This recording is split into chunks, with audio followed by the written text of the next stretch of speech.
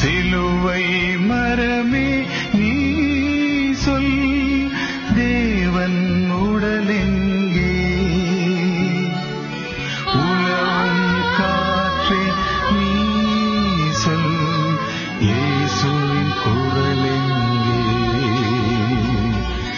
தாய் போல் எம்மை சேர்த்து தழுவும் கரமெங்கே?